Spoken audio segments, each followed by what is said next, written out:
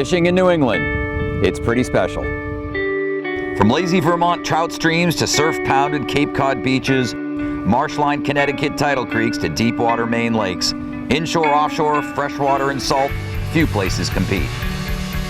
This is incredible action. And the species, stripers, tuna, fluke, salmon, trout, pike, even mahi and marlin. New England's got them all.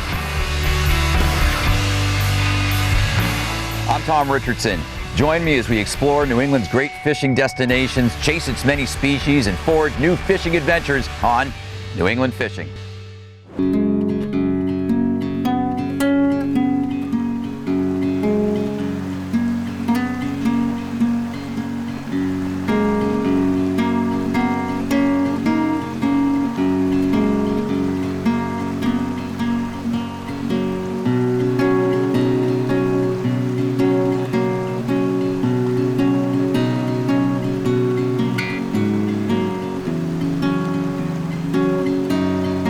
Just 300 yards from the Canadian border, the Connecticut River begins its 410-mile journey to Long Island Sound.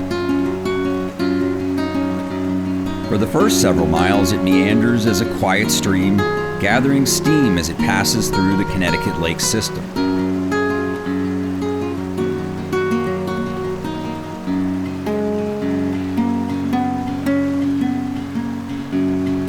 As it leaves the dam at the western end of First Connecticut Lake, the river is flowing fast and cold. And that's where this story begins.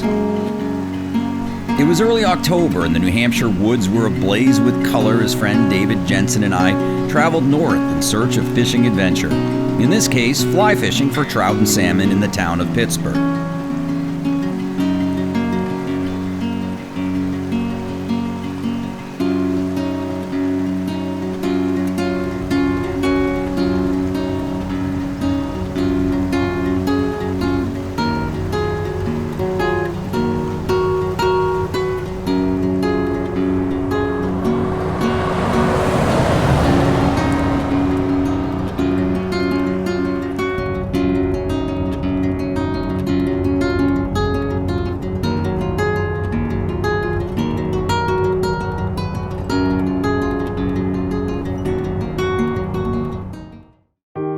Our home base was the cabins at Lobstick, an Orvis-endorsed sporting camp comprising over 50 housekeeping cabins in the Connecticut Lakes region. The river, stream, and pond fishing in this remote part of New England is legendary, and David and I couldn't wait to get started, which we did on a chilly morning near the headwaters of the Connecticut with guide Greg Inglis of Lobstick Outfitters. Hey, how you doing? Are you Greg? I am. How you doing? I'm Tom. Hi, nice to meet you, Nice Tom. to meet you. This is Dave Jensen. Hey, Dave. Pleasure. So you're the lucky guy that gets to show us how to fish this river, huh? Yeah. Yeah. Beautiful day for it. Hey, Yeah. so you like this? Overcast? Oh, absolutely. A little cold? Yeah. It's perfect. definitely fall. Good salmon weather. It's good salmon weather. Yeah. I love to hear that, man. Yeah. So how far do we have to go to get to the river? Well, we're just gonna cut through the woods here. It's just a quick little 5-minute walk. Okay, cool. Yeah. In between access points, good starting point. Excellent. This is your secret spot, right? Yeah. Well, one of many. Okay, good. All right, well, we're going to get rigged up here. You said 5-weight. Good choice. 9-foot 5-weights, Yep. perfect all-around rod for most of the fishing here. Good for nymphing, Yeah. streamers, dries. Floating line, okay? Floating line's perfect. Awesome. All right, Yep. good. Well, we're going to get our waders on. I guess you got to get your stuff on too. Absolutely. And hey, we'll get it all together and hike down to the river. Sounds I'm good, excited. Tom. Yeah. Excellent.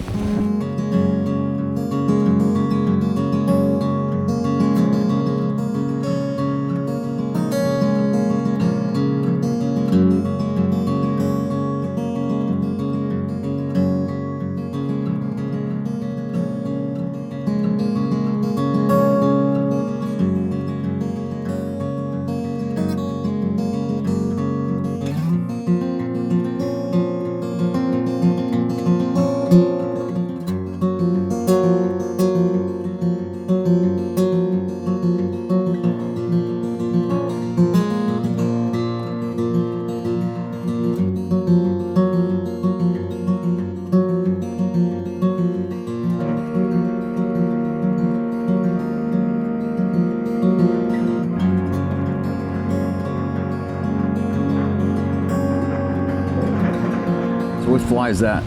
This is a gray soft-hackle marabou streamer. It's a really popular fly. In the North Country. You tying a loop knot on that? Mm-hmm. So absolutely. What's the thinking behind that? A little more action. Some guys don't believe in it, but I don't know. I like to do it. It's a good strong knot. Why not? Mm-hmm. And what does that imitate? It could imitate a smelt or just a slender bait fish. Salmon are in the river right now. There's a few of them. And even if they're not running up after smelt, they're here to spawn. Because they eat smelt so much throughout the season, smelt always will get their attention. Gotcha. So. Greg, what's your favorite time of year to fish? Well, that's tough to say because all throughout the season there's highlights. You know, midsummer's the best time for the evening hatch, especially south of where we're waiting today. And the drift boats, you get a lot of dry fly fishing, and that's pretty special. But this time of year, it's tough to beat just the scenery and the leaves and the big fall fish coming out of the lake. I don't know, I think for me personally, it's the fall. Yeah, the fall? Yes. Yeah. Well, it is a beautiful time of year. Sure is. So what's the plan? We're going to wade across this treacherous stretch of river here? It's not as bad as it looks, you know. Take your time, follow me, and shuffle your feet so you feel the rocks before you step on them. Yeah, we'll get across. We got a beautiful run up above here. We'll fish at some point or another, but some runs just below here, I'm pretty confident we're going to get some action. Okay, cool.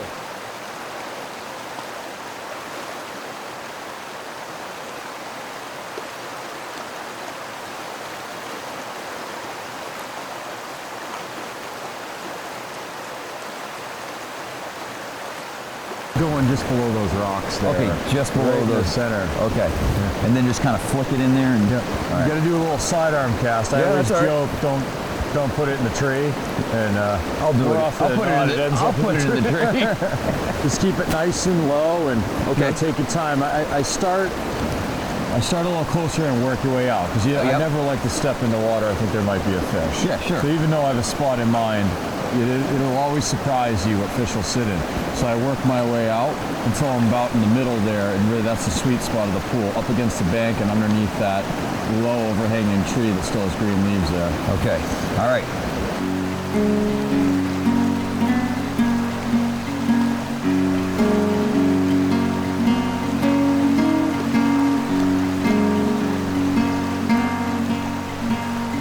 It's gonna drop. Whoa, yeah!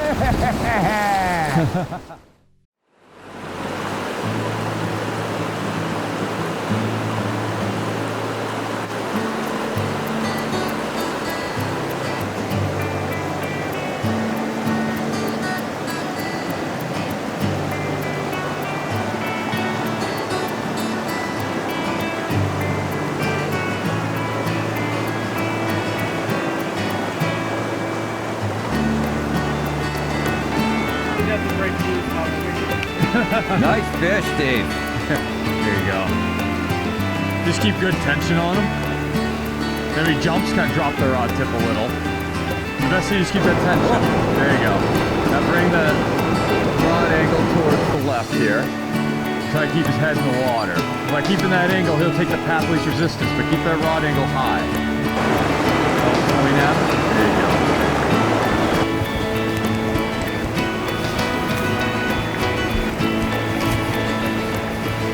Tighten up on them a little bit. Stay tight to them. And watch them, they love to rub their head up against the rocks. There you go. That's a nice salmon right there. Good hook set. Easy that comes out. Okay. Gotcha. Try not to squeeze them. Nice. Very nice. Pretty good start. Yep, it's a nice fish. Yep, it's a nice fish.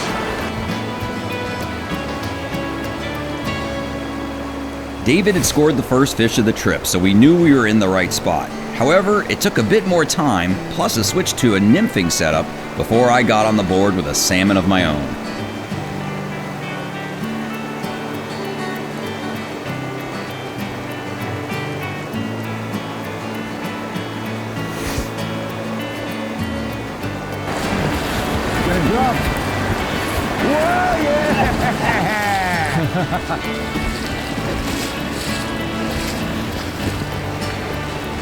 Nice. It's a good fish. That's a good fish. I knew I kept working this. Yeah. He's right where you said he would be, right under that alder. Patience and persistence. Yeah, hey, I'm going to plant myself right here for the rest of the afternoon. There you go. Yeah! Nice. Woo! That's sweet. I'm a believer in the nymph. Look at that. Nice.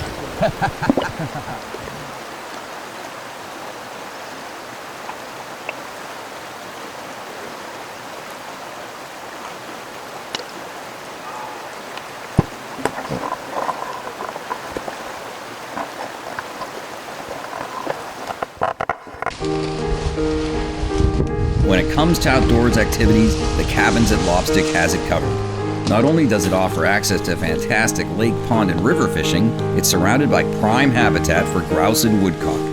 Lobstick's head shooting guide, Dave Trahan, is an experienced dog trainer and always happy to lead the way to some world-class wing shooting.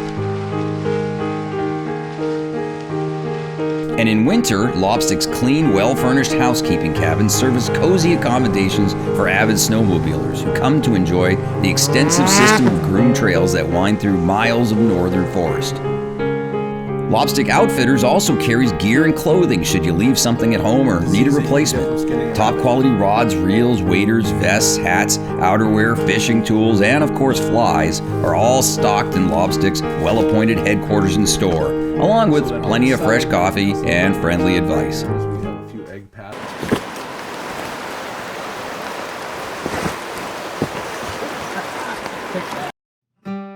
Day 2 of our Pittsburgh adventure found us back on the same stretch of river, this time with Lobstick Outfitters head guide Bill Bernhardt. Hey, we got a good morning for fishing, huh, Bill? Yes, sir. It's a beautiful morning. Huh? Excellent. Now, where are you going to take us today? We're going to head down to the Connecticut River. So we're going to be right down below First Connecticut Lake Dam, and we have a 2.3 mile stretch down there, which is all fly fishing only. Yeah. It runs down to Lake Francis, so it's pretty good. What do they call it? The trophy stretch? They do. That's the stretch that they're referring to. Yes. So only trophy fishing there for us today, right? Clearly, of course, yeah. Nothing but the You finest. saved it for us, That's right? right, So yeah. what? I mean, you catch like what kind of like all kinds of trout? Yeah. So that stretch in particular has brooks, browns, rainbows, and landlocked salmon. So all you can catch anything. you can catch the Grand Slam today. Yep. Right. good to me. I think we're gonna set the bar high. We're gonna go for the slam, baby. Trophy stretch. We'll see what we can do. Let's go. All right.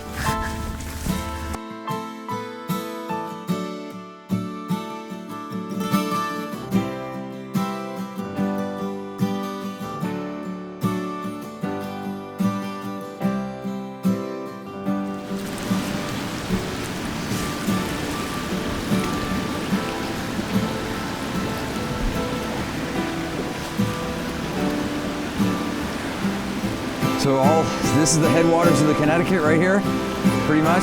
Well, the headwaters are technically up in the Canadian border. Oh, okay. Yeah, so you still got 13 miles above here as far as the road goes. It starts right up at the border at Fourth Connecticut Lake. Literally, it's you walk the trail and there's survey markers embedded in the granite. So we're gonna fish in this area here, or just down below We're here? actually going to be just down below that rock. We're going to get down. There's a nice little shoal right here. We're going to set up on that, and then we're going to go out. There's a couple of nice runs right there. I'd like to set one of you guys up there, and I want to set one of you guys. Oh, another one way up there. Up on that one, if that works out. Yeah. If not, we just we move around accordingly or do it. Okay.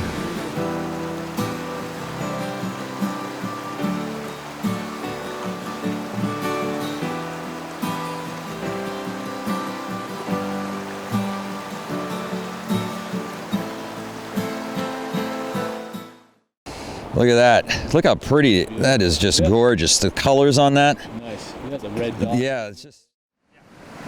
So Bill, tell me about what we're gonna fish here.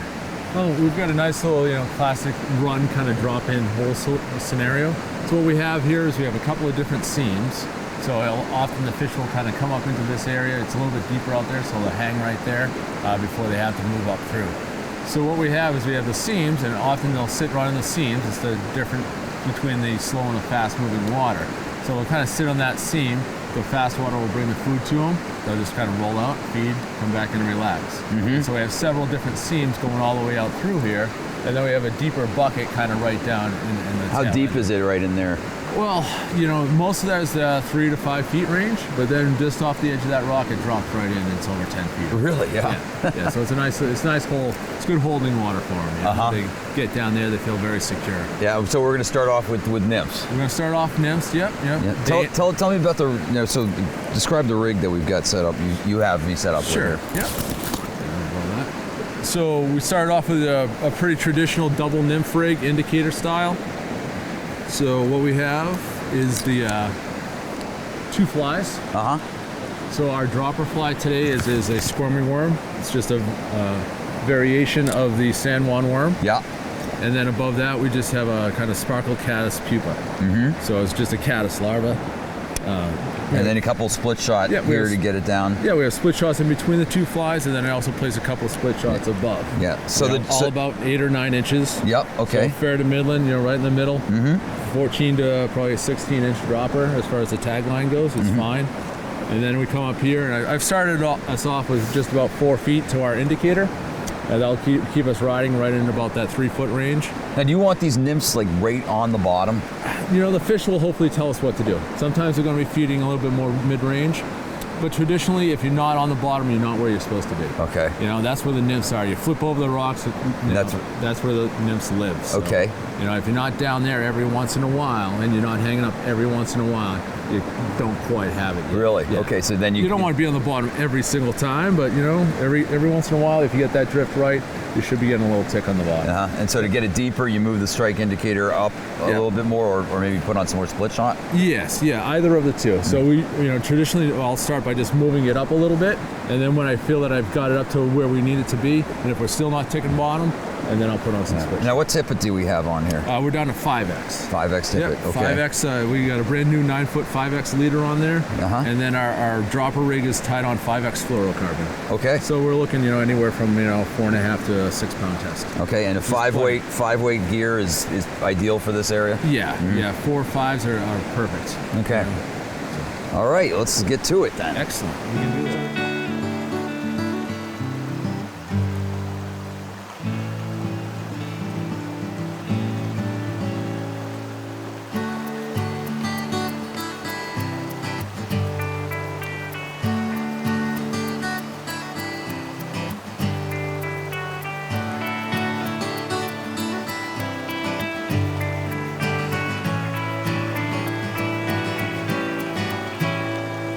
Brook trout? Yeah. All right. Awesome.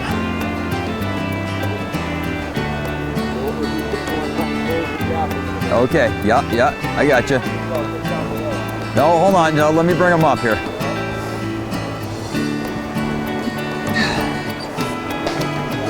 Yep.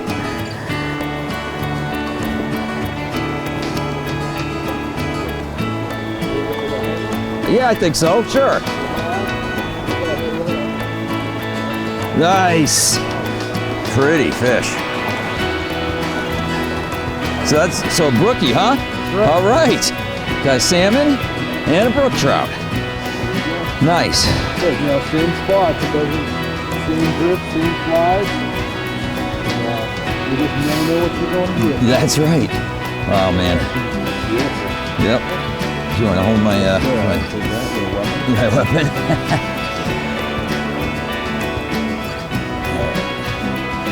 Look at that. Look how pretty that is. Just gorgeous. The colors on that. Yeah, it's just such an amazing fish. Yeah.